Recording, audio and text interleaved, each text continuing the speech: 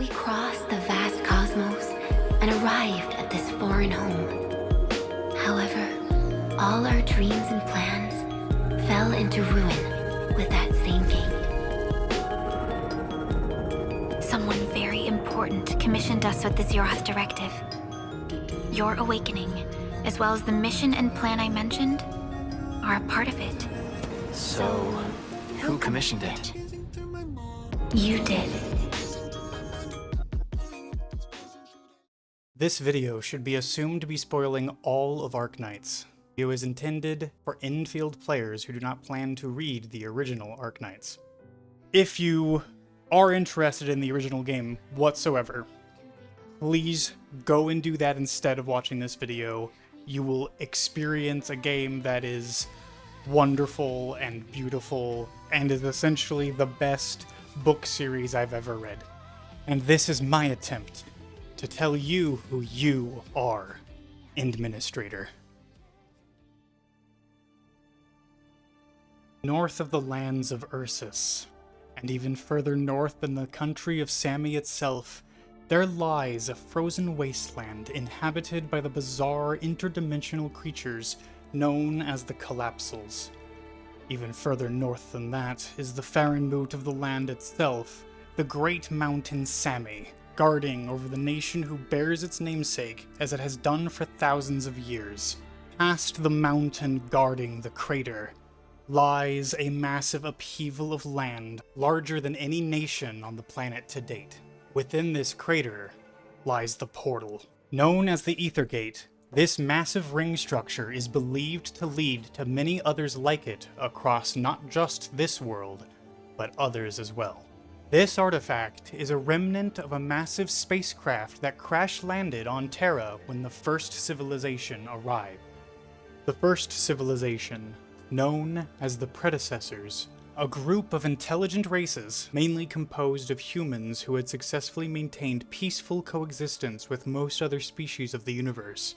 Despite their technology and advanced understanding of the universe, they ultimately found themselves at the mercy of their uncaring, eldritch adversaries, the Observers. It is unknown where they came from, or if they even exist on our physical plane of reality. The Precursors named them such due to their pattern of seemingly waiting for other civilizations to reach certain metrics known only to them, before proceeding to enact their cruel plan.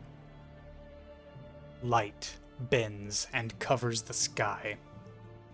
Time starts to fluctuate. Reality distorts as physics and thought warp, leaving the capability of mortal understanding a long-distant memory. Stars collapse without leaving behind a single speck of dust or light. Planets crumble into singularities. People vanish, as if eaten whole by an invisible maw.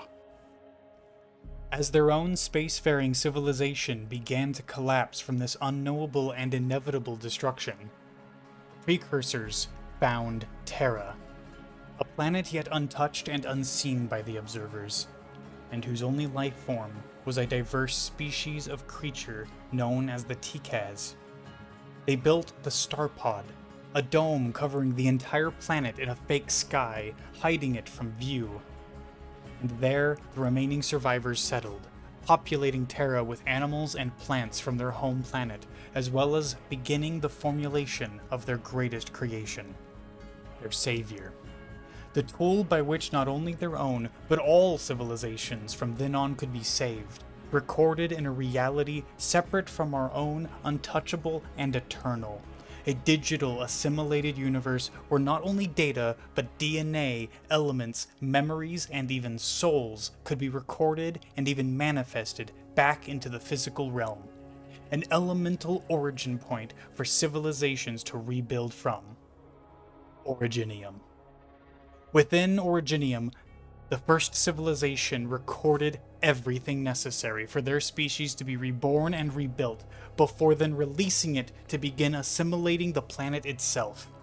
in the hope that one day, after thousands or millions of years, the planet and the T-Cast population on it would not only be recorded in the assimilated universe, but that life on the planet would slowly have its evolution guided by originium towards the pinnacle that the first civilization had achieved before. Hoping to live to see this day, many individuals of their species chose to go into forced hibernation within sarcophagi, cryo chambers that not only kept those within in states of deep sleep, but also forever reversed time on their physical bodies to keep them in peak physical condition.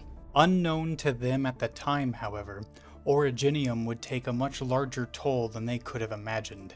The T-Caz race, not yet intelligent enough to know what was upon them, would quickly begin to be assimilated. Then, they would be forcibly evolved, gaining the DNA and traits of the ones who forced it upon them.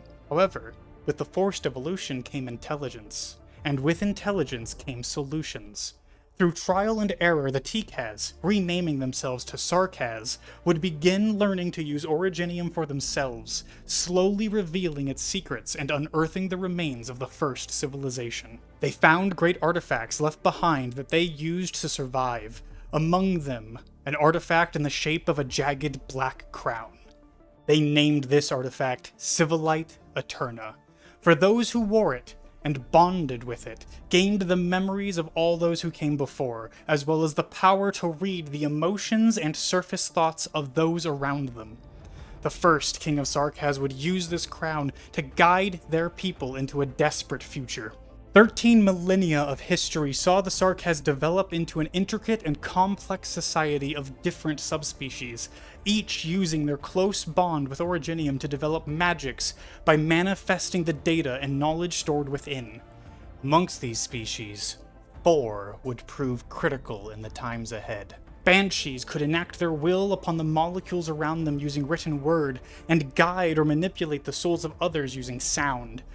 Cyclopes' third eyes could see glimpses of futures unknown, though the further away the visions were, the more difficult it became to understand.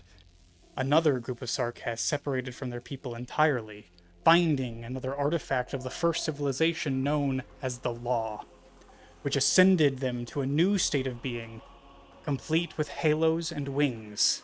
These angelic creatures would call themselves Sancta. Within the Sarkaz soul furnaces existed a unique group of beings whose origin was tied directly to originium itself. The dying souls of Sarkaz who refused to be assimilated while burning within the great fires of the dead that Sarkaz used as funeral rites. However, they could not manifest bodies of their own, and instead would exist as spirits that inhabited machines. Their composition as bundles of originium-fueled souls would allow them to possess any device that used originium as a fuel source itself. These unique entities would come to be known as revenants, and would go on to become one of the most important species in all of Terra. It wasn't only the Sarkaz who were affected, however. The animals and plants brought to Terra by the first civilization also became targets of assimilation. The first of them did not get properly recorded, and the data of their bodies and minds was bound to their souls, which remained in the physical realm. There they slowly adapted, gained intelligence of their own, and eventually learned to manifest physical bodies once again. These would later become known as the Beast Lords, immortal spirits who would witness everything that would transpire after. Originium itself would adapt to these initial failures, and eventually, much like the T-Caz, the animal species across Terra would begin to evolve with the DNA of the first civilization. While the individual races would still consider themselves unique from one another due to their remaining animal traits, they would eventually form societies that bridged these gaps of race in the name of their own survival. These people would name themselves the Ancients and the Elders. While the distinction between the two does have meaning, it is ultimately a story for another time, as the differences between them would be rendered meaningless by the vast history of Terra. The year is 1090. Most members of the first civilization have passed on to death, sarcophagi malfunctioning, losing power, or plundered by the advancing civilizations growing around them. The last living member of their species, one originally known as Oracle, was awoken by a remaining biological android they had left behind to watch over Originium's progress, known as Ama 10. With her, bearing Civilite Eterna, was the current king of the Sarkaz, a mixed blood named Teresa. When she took the Black Crown upon herself, the memories within gave her the knowledge needed to develop a means to end the suffering of her people at the hands of Originium. For while they had benefited greatly, they also still suffered. The assimilation efforts, now called oripathy, or infection, still continued through all peoples, especially the Sarkaz. Through the memories within Civilite Eterna, as well as the thousands of years of research her people had performed, Teresa knew that the Sarkaz who died after becoming infected were stuck within the assimilated universe in constant conflict, never able to die, never able to live, a purgatory of constant war and suffering.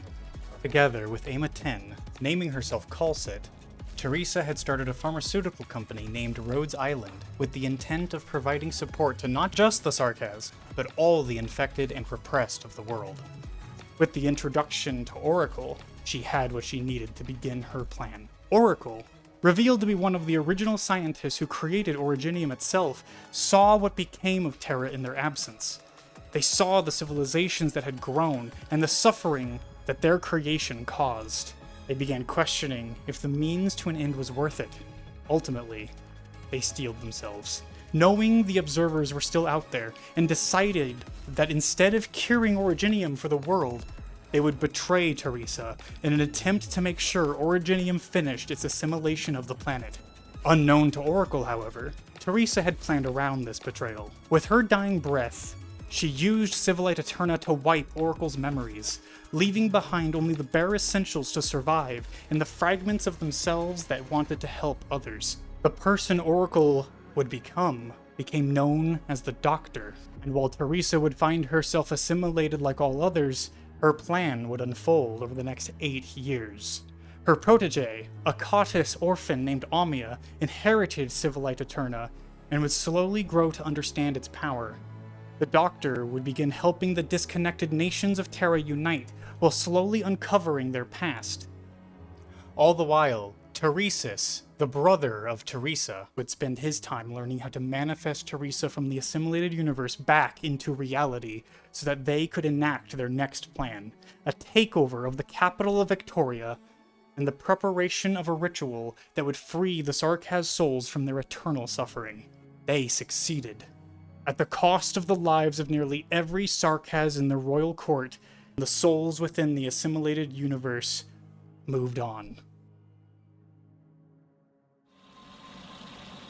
Doctor, whether you realize it or not, you've been traveling with Rhodes Island for quite some time now. Though you may say you are a passerby, I nevertheless wish to welcome you to our side.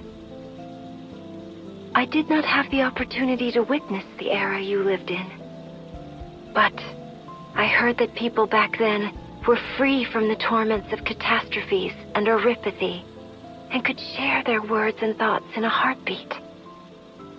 Indeed, what a beautiful past that must have been. However, you bravely embark on this journey alone, even as it spans thousands of years. I believe you still have hopes for this land, don't you? So, Doctor, please continue to stay with Amia and Calcit. I believe that you will once again fall in love with this world, and once again choose hope and the future. Thank you, Doctor.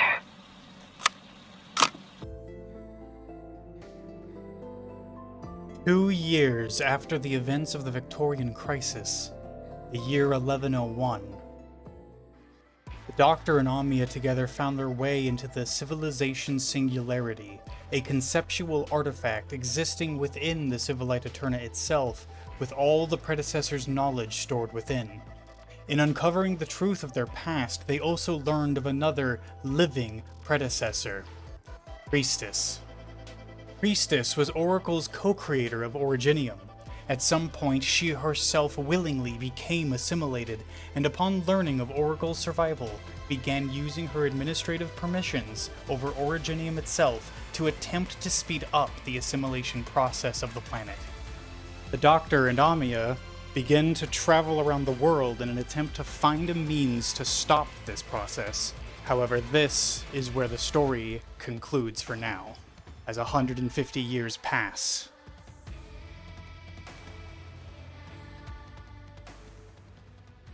I am required to share certain key information with you beforehand, Administrator. Talos-II is not a peaceful place, and the people are not exactly on friendly terms with outsiders. I believe your first-hand experiences have taught you about that. The pioneers from Terra used the teleport in the polar north to reach this most alien place. A new land. No, that's not quite right. They reached a new planet. And entire generations gave everything they had before civilization could finally sink its roots here. Hostile environments, the blight, and merciless construct lifeforms meant that every moment of these countless years was a desperate battle for survival. Countless people gave up their lives to help civilization reach the scale we see today. As for you, Administrator, you have always turned the tide in our favor in pivotal moments during the history of Talos-II. You have felt the pain and witnessed everything. Of course, you were not always alone. In the past, Endfield Industries always fought alongside you. You are a key technical specialist of the company, and served as a trump card that delivered us from the most trying times. Many fear you, because your course of actions have them worried about their own fate. Some respect you, because your ultimate goal is to ensure that civilization survives and thrives. The stasis field hibernation pod is also known as Sarcophagus Mark II. Whenever we meet a challenge that we cannot solve or reach a critical crisis threshold, we would activate the device and wake you from your hibernation. No matter how people looked at you, you would always return to that cramped hibernation pod at the end of every crisis and wait for your next awakening. But for this time around, since it's all come down to this, things will be different. Perhaps you remember nothing of me, but this isn't the first time we've met. You may call me Perlica. As the supervisor of Endfield Industries, my task is to provide you with support on behalf of my company. I hope that you will live up to your past selves, have faith in me and my fellow colleagues at Endfield Industries. Use your power and wisdom to overcome the difficulties and challenges that we may encounter. Welcome to Talos-II, Administrator.